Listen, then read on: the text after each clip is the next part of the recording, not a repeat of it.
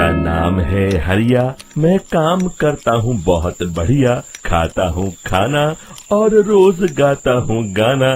अरे यार, आज तो बहुत देर हो गई। इस खतरनाक जंगल को देखकर तो मेरे हाथ पैर ठंडे हो गए हैं। अगर मैं वक्त पर गांव नहीं पहुंचा तो मालिक बहुत नाराज हो जाएंगे। तभी हरिया को एक आवाज सुनाई देती है। सुनिए हरु जी। अरे, ये आवाज किसने दी? तभी हरिया को सामने कुछ दूर एक औरत खड़ी दिखाई देती है। अरे भाई, ये औरत अकेली इतनी रात को इस जंगल में क्या कर रही है? चलकर पूछना पड़ेगा। फिर हरिया अपनी बैलगाड़ी उस औरत के सामने लाकर रोक देता है और उससे पूछता है। अरे सुनिए, आप इतनी रात को इस खतरनाक जंगल में अकेली क्या कर रही हैं? तभी वो औरत मीठी आवाज में कहती है। अरे हरु जी, आप आ गए। मैं कब से आपका इंतजार कर रही थी। वैसे तो यहाँ से काफी लोग गुजर चुके हैं, लेकिन मैं खास आपका इंतजार कर रही थी। अच्छा, तुम सच कह रही हो? मुझे तो यकीन नहीं हो रहा है। वो क्या है ना, आज तक किसी ने मुझसे इतने प्यार से बात नहीं की। हाँ हाँ हरु जी, मैं सच कह रही हूँ। अब देर मत करिए और जल्दी से मुझे मेरे घर तक छोड़ दीजिए। हाँ हाँ, कौन सी बड़ी बात है, अभी छोड़ देता हूँ। आप मेरे पीछे बैलगाड़ी में बैठ जाइए और मुझे रास्ता बताते चलिए। फिर वो औरत हरिया की बैलगाड़ी में बैठ जाती है और हरिया बैलगाड़ी हाँकता हुआ आगे चल पड़ता है।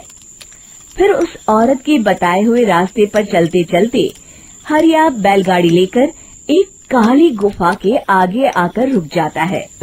हरिया उस औरत से पूछता है। हाँ देवी जी, आपका घर कहाँ है? यहाँ तो एक गुफा के अलावा और कुछ नहीं है। तभी अचानक वो औरत हवा में उड़ने लगती है। देखते ही देखते उसका सुंदर रूप एक डरावनी चुड़ैल में बदल जाता है और वो जोर जोर से हंसती है। अरे तू तो एक नंबर का बेवकूफ निकला। तू तो बड़ी आसानी से मेरी बातों में आ गया। अरे मर गया रे, ये तो एक चुड़ैल है। हे भगवान बचा ले, ये तो बड़ी डरावनी दिखाई दे रही है। और फिर अगले ही पल हरिया की बैलगाड़ी में रखा सारा सामान हवा में उड़ता हुआ उस काली गुफा के अंदर चला जाता है और वो चुड़ैल भी उस गुफा के अंदर जाकर कहीं गायब हो जाती है। हरिया ये नजारा देख बुरी तरह घबरा और परेशान हो जाता है। अरे, ये चुड़ैल तो मेरा सारा सामान लेकर गुफा में गायब हो गई। अब क्या होगा? अगर मैं गांव खाली हाथ गया तो मालिक मेरी अच्छी खबर लेंगे। मेरी इस बात का कोई यकीन भी नहीं करेगा। फिर आखिर वही हुआ। हरिया के मालिक चंपक सेठ को हरिया की किसी भी बात पर रत्ती भर भी यकीन नहीं हुआ। चंपक सेठ को लगा हरिया झूठ बोल रहा है और उसने ही लालच में आकर सारा सामान हड़प कर लिया है। फिर हरिया को बेईमान समझकर चंपक सेठ उसे काम से निकाल देता है। अगले दिन अपनी दुकान में परेशान बैठा चंपक सेठ गुस्से में बड़बड़ाता है। अरे, दुकान में तो सामान बिल्कुल भी नहीं है। अब मुझे ही शहर जाकर सामान लाना होगा। फिर वो अपनी बैलगाड़ी लेकर शहर चला जाता है। शहर से सामान लेकर जब चंपक सेठ वापस गांव लौट रहा होता है, तभी उसे एक आवाज सुनाई देती है।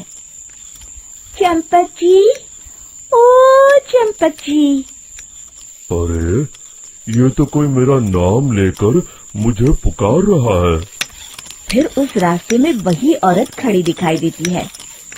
फिर क्या था, हरिया की तरह चंपक सेठ भी उस औरत के पास अपनी बैलगाड़ी लेकर जाता है और वो भी उसकी चिकनी चुपड़ी बातों के मोह जाल में फंस जाता है।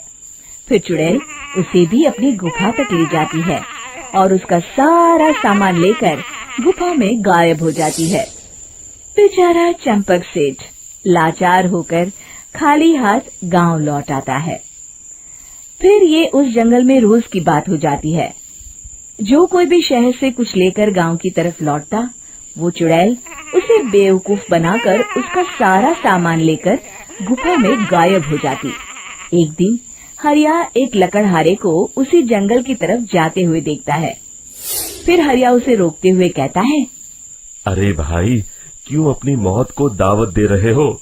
मेरी बात मानो, आगे जंगल में मत जाओ, वहाँ एक बड़ी भयानक चुड़ैल रहती है। लकड़हारा हरिया की बातों को नजरअंदाज करते हुए कहता है, अरे भाई, मुझे पहले ही बहुत देर हो चुकी है, मुझे जाने दो भाई। शाम तक लकड़ियाँ काट कर शहर के बाजार में बेचना है। तुम अपनी ये कहानी किसी फुर्सत में बैठे इंसान को सुनाओ, मैं तो चला। इतना कहकर लकड़हारा वहाँ से आगे जंगल की तरफ चला जाता है। फिर अगले दिन गांव के मुखिया के घर के बाहर बहुत सारे लोग जमा हो जाते हैं। तभी हाथ में कुल्हाड़ी लिए खड़ा लकड़हारा कहता है, अरे मुखिया जी, अब आप ही हमें बचाइए उस जंगल वाली चुड़ैल से। हमारा सारा काम तो शहर से ही होता है। अरे मुखिया जी, उस चुड़ैल की वजह से तो मैं पूरी तरह बर्बाद हो गया हूँ। हम सबको मिलकर उस चुड़ैल का कोई इलाज करना पड़ेगा। तभी भीड़ में खड़ा बीरा कहता है, आप लोग चिंता मत करिए, कल से वो चुड़ैल किसी को नहीं लूट पाएगी। मेरे पास एक बहुत अच्छी तरकीब है। तभी चंपक सेठ उसका मजाक उड़ाते हुए कहता है, अरे तेरा नाम बीरा है तो क्या हुआ? तूने अभी उस चुड़ैल को देखा नहीं है? जाकर अपना काम कर, बड़ा आया। तब मुखिया जी कहते हैं, नहीं नहीं चंपक सेठ, मुझे लगता है हमें इस लड़के को एक मौका देना चाहिए। फिर सभी गांव वाले मुखिया जी की बातों से सहमत हो जाते हैं और वीरा शाम को एक बैलगाड़ी में कुछ सामान लादकर उस जंगल की ओर चल देता है। वीरा, ओ वीरा, कहाँ जा रहा है? तभी वीरा मुड़ के देखता है, वही चुड़ैल एक औरत के रूप में खड़ी है। अरे बहन जी, मैं आपको ही ढूंढ रहा था। देखिए, मैं आपके लिए क्या लाया हूँ। अरे वाह, तो खुद मेरे लिए इतना सामान लाया है। तू ही अकेला गांव में समझदार है। जरा देखो, मैं भी खोल के, बड़े भूख लगी है। जैसे ही चुड़ैल उस सामान पर से कपड़ा हटाती है, एक भगवान शिव की तेज रोशनी उसके अंदर मूर्ति से निकलती है और चुड़ैल अपने असली रूप में आकर जलने लगती है। अरे मैं जल रही हूँ, बचाओ! बचाओ! ओम नमः शिवाय! मर गई मैं! देखते ही देखते वो चुड़ैल राख के साथ उड़ जाती है और सभी गांव वाले भी वहां जाते हैं। शिक्षा बुराई पे सदा अच्छाई की ही जीत होती है।